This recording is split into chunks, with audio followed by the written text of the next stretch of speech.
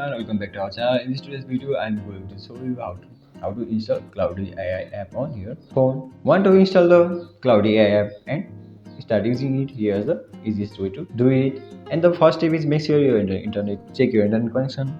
Make sure your internet is working or not. If your internet is not working, that's the problem. For turn off your Wi-Fi for few seconds, then on again, or you also switch to mobile data.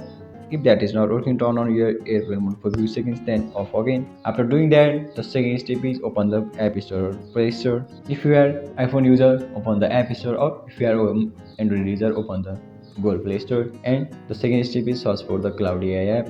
Tap on Claude AI, then type Claude AI, or you also, if that is not working, if you couldn't find that, look for the official app by Anthropic, and the other step is download and install. Tap on install or wait for app to download and install on your device. And the other step is open the app.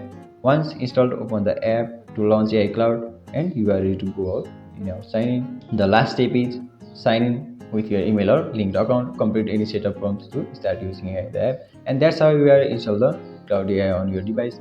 And thank you for watching this video. If this video helped you, don't forget to like, share and subscribe for more helpful tutorials. Thank you.